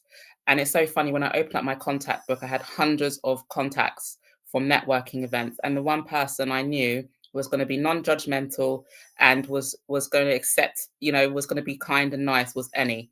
And so that says a lot about your character. So I just wanted to make sure I said thank you, and well done on your book as well. So first of all, thank you for this room. I love this thing about storytelling, because I'm not going to pretend I'm some kind of professional when it comes to storytelling. I'm still learning about it. I'm learning about it very much. And to tell you the truth, I'm an open book anyway. I'm very open with anything, but what I've come across, especially when I'm on LinkedIn, one of the things I've learned, because I mean I was off of social media for a very long time while I was abroad. I didn't really need to go back on it, so I've only just come back on it for the business that I'm doing now. Is that I can see how people use a lot of stories, but one of the things that resonates with me is sometimes I think, are these stories real, or are they running out of stories to tell?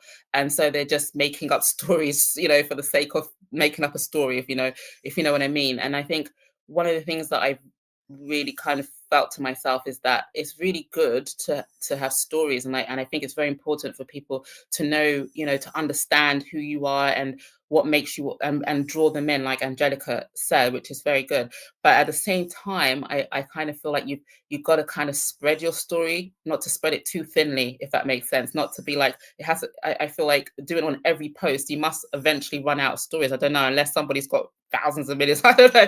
Maybe it's just me. I keep thinking, what other story can I tell that's going to relate to this? So sometimes I think it's kind of wise. I don't know if that's just me, but personally, to spread your story, not, wisely and sparingly, so that it's, it doesn't become something that you feel you have to make up, or, to be unreal with the truth, or stretch the truth in some way to, and then it becomes unauthentic. So I don't know what you think about that. I would love your opinion on that, because you're more professional in this avenue than me. All right. Thank you so much, Chanel. That is really a beautiful intake on that, and also a curiosity. It's a nice one. But anyway, we will respond to that as we are concluding the conversation just now, because this is the phase we are right now. So I guarantee you that there will be a response to you. So the three guests in the room, they pay attention to that, right? All right. So GOT, I don't know if I pronounced it correctly, but anyway, that is Malik. Please go ahead and share with us. You have like 60 seconds to do this. Please go.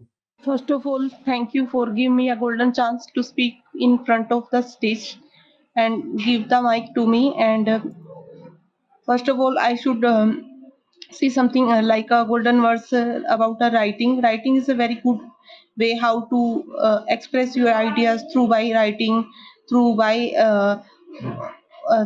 verbal conversations. Writing is good in every way, like how you share your opinion and perception, what's are going on your mind. And writing is like a art which is not anybody. There is only a rare person who have good skills of writings, and writing is very wonderful. And writing a book is very good hobby, because it's makes a sense in your life, and it give you a purpose in your life, and it give us a fruitful life. And writing is make us grateful in our life. Alrighty, thank you so much. I always start by saying I appreciate you for this opportunity, and I'm thankful to everyone who has stuck around. We really thank you, and it's not an easy thing listening. So thank you so much for staying around and listening. Just wanted to end by really saying that in order to present ourselves better, we would first need to know who we are. And so I'm really big on know thyself. I have workshops where I speak to people on the importance of really knowing who you are and presenting yourself in your truest form. In that way, it'll be easy to build connections and, just improve emotional connections that you'll be having with clients, potential clients, because once you know yourself, you can present yourself better. And in that way, people can resonate with you, much easier. That would be my final take. But then I also want to say that if you have like further inquiries, you're an entrepreneur, you're interested in building a personal brand, I'm the person you should be speaking with, because not only are we working with stories, we're also working with how to present yourself as, authentic, how to put your best foot forward, and how to spotlight your stories. And I also like to answer, is it Shanila? Just so I'm clear on the name. Is she still in the room? Yeah, Chanel. Okay, so lovely question. I laughed whilst you were speaking, because this is a common experience, more common than you think, right? So a lot of people think how can I keep telling stories? I might run out of stories. But the truth is, William said something really, really important. I don't know if you were in the room. He said something about being creative. And that's where I really start from to answer your question. There are lots of things that happen to us almost on a daily basis. And it really comes into how creative can I be to turn this maybe very generic experience into something very exciting. Most stories that you see most of the time, I don't really feel like are out of the ordinary. Like it doesn't have to be something about space or something that happened in Mars. These are things that happen to us almost on a daily basis. So you can turn like your normal routines into something really captivating if you are a creative person. That's number one. Number two, when we talk about storytelling for business, because Erica also asked a really important question, and I also wanted to highlight that we talk about sharing our stories, but we can also share our customer stories. That's also a form of business storytelling. So you can share your customer story past and present. You can share testimonials as stories. There's so many elements in storytelling for business. And when you consider all of those elements, you will then realize that storytelling isn't just about me, me, me, me. And that's why I'm very big on. Also look at your customers and listen to your customers. Do more listening than speaking sometimes, and really look at what are they going through? How can I turn this experience into a teachable moment? And how can I use storytelling to do that? So instead of looking at stories as the tool, look at it as the medium. Look at it as the means to an end. Look at it as a way to essentially, communicate to people. That's aside, but also build that emotional connection that we speak about. So I just hope that that answers your question. So it's not just your story, because you can run out of stories if we're being honest. But like Mr. Obehi was saying, things happen every day. Experiences happen every day.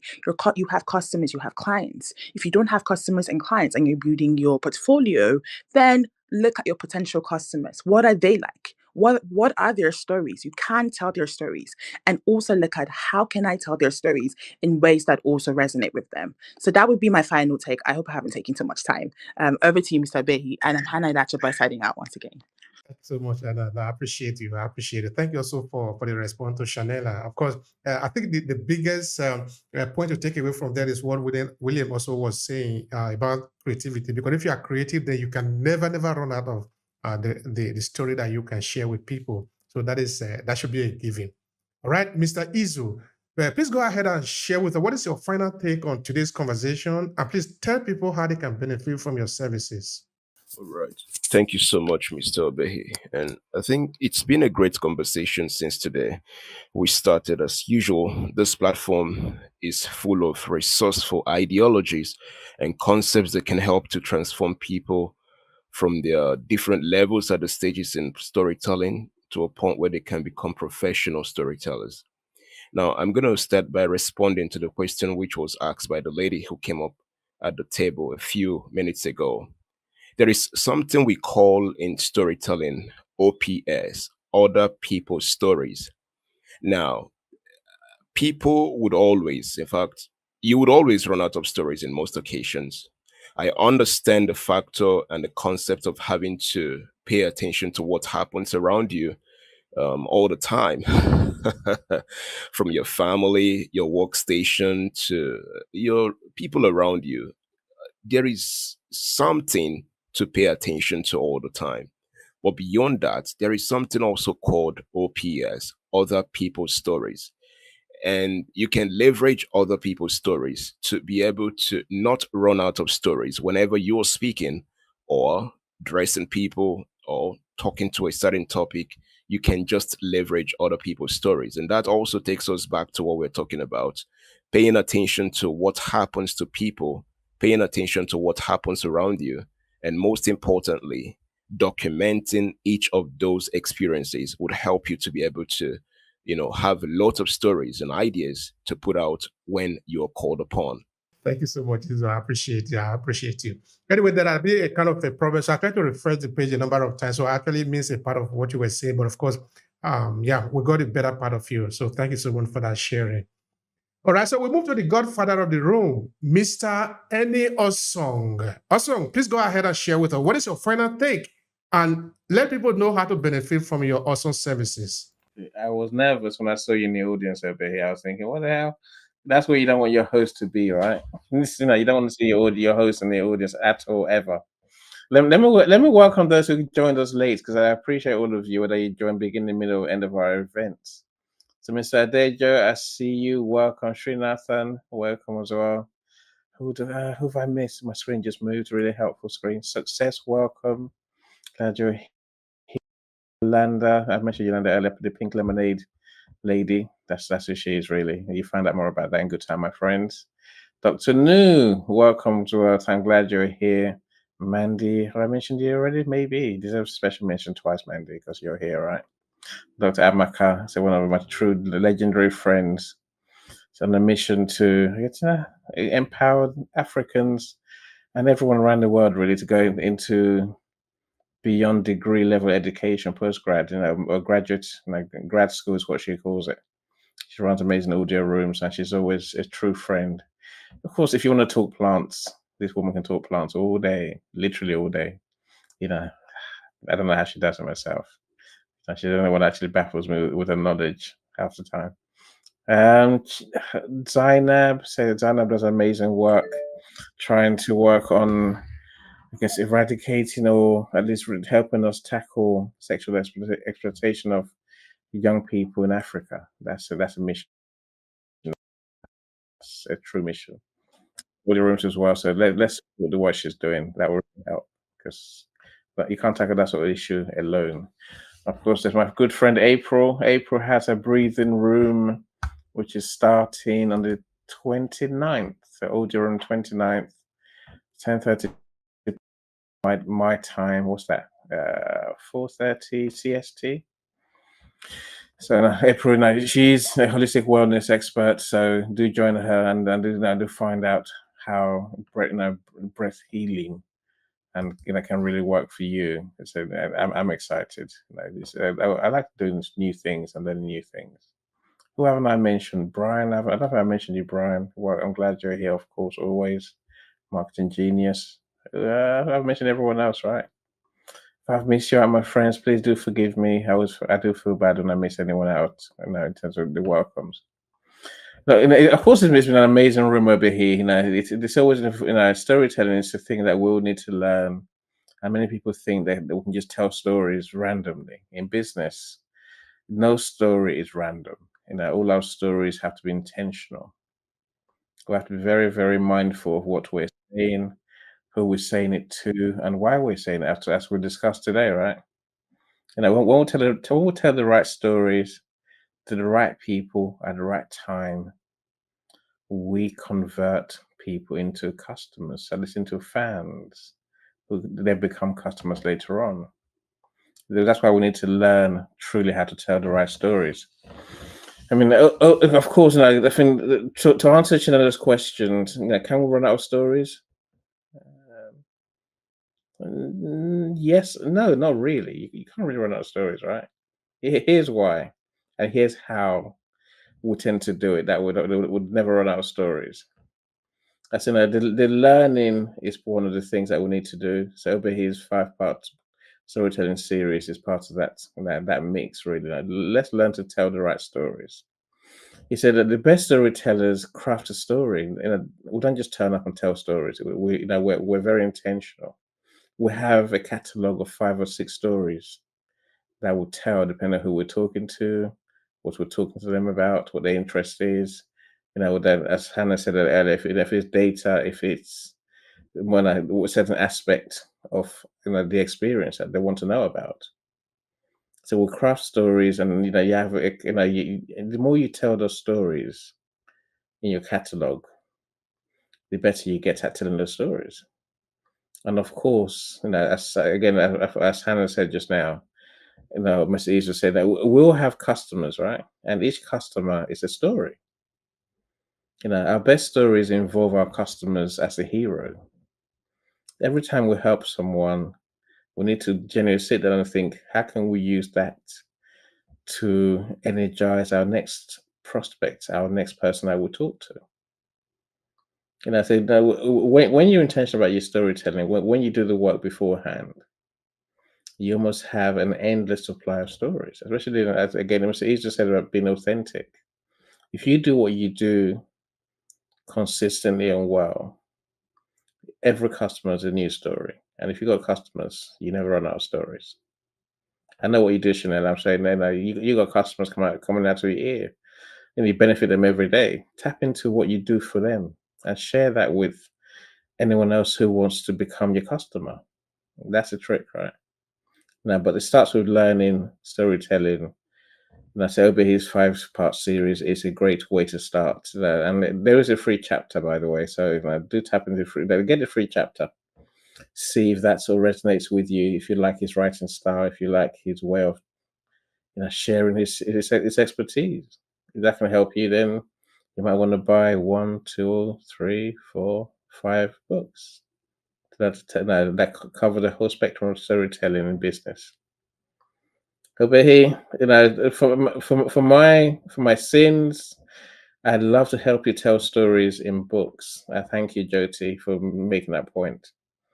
I'd like to tell people stories in books primarily because I think you get to share more, and you get to share in detail that in what we can learn from. Of course, now I can do the social media stuff. I don't enjoy it much. I say that, right? I'd rather put on audio rooms like this for my friends. That way, you can tell your stories in real time to real people who will respond to you in real time. There's a joy in audio rooms for me that nothing else can touch. If you want help with audio rooms, you want help with writing, publishing, or selling your book, then let's talk for sure. If you just want a conversation, just say I know what you do and you know what I do, then let's talk. I happily meet anyone because I love to meet people. I love to meet my connections because of what I said earlier. There's no point me telling you my stories if you never actually get to know who I am and never get to know who you are. So if you want a coffee chat, my friends, let's do it. I mean, it's many of you here I've met already. That's why I can tell you what they do, right? Let's become real friends. That's when stories really work. Obehi, I thank you, my brother. Another genius session, my friend. Thank you so much, Annie. Thank, of course, to all of you in the room and also those in the audience who have been listening to us. We really have had a very engaging room today with all the different fantastic people out there. Amanka, Angelica, I see Sri Nasha, Dr. Hu, and Sam, and Yolanda, Ajo, of course, Christiana. I thank all of you for your time and contribution. We are always grateful to Mr. Izu, Annie, Anna. Of course, today Tanya was unable to make it, but of course, we appreciate all of you. Yeah, somebody might even be sort of curious now because we are talking about why story don't work. But when story work, what does that mean? How could that translate into? When story works, it effectively actually capture the audience attention, convey a clear and compelling message, and that story should also resonate emotionally, like we hear many of our speakers talks about today, and it should lead them to connect to you emotionally, because the connection is important. And in most of the cases, that story, when it works, it should be purpose driven. I think I've said it before that in AClasses Media, we want to work with businesses that are purpose driven or who are looking for a deeper purpose behind what they are doing, so that money alone doesn't cut it. You must have a deeper meaning, or you are looking for a deeper meaning behind what you are doing. That deeper meaning is fundamentally important to the entire organization because it is important for us personally, and it's important for us also for the audience we want to work with. So that when your storytelling works, it should be purpose driven, and of course, it should also align with the audience, the need, the value, and the goal.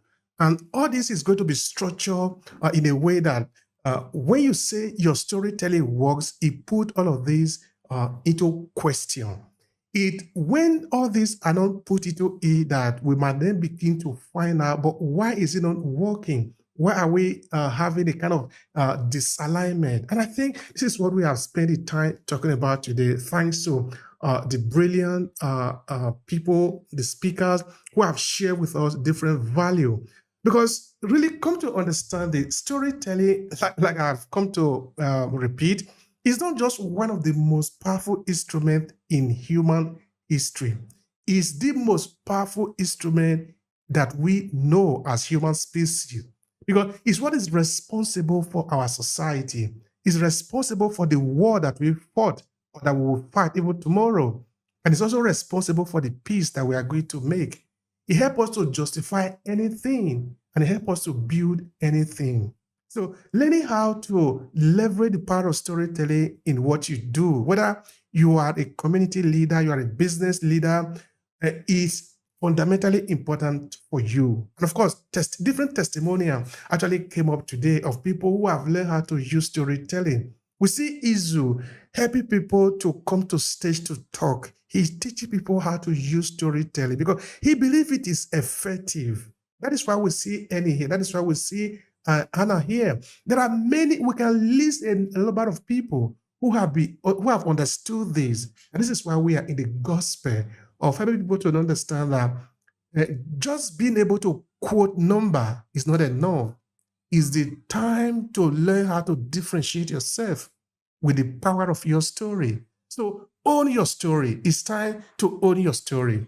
That is the signature program that I'm continuously working on. It's not yet ready, but it's entirely about helping you to own your story, because you need to own that story. When you own your story, then you are separated from the billions of people on the internet, because none of us is the same. Each of us have our unique fingerprint. Your story is your fingerprint. So you need to own it and use it to differentiate yourself, and of course to better serve people, because you are a purpose-driven entrepreneur. I thank each and every one of you. Please come around again, because every 40 days we come here intentionally to add value to what you are doing.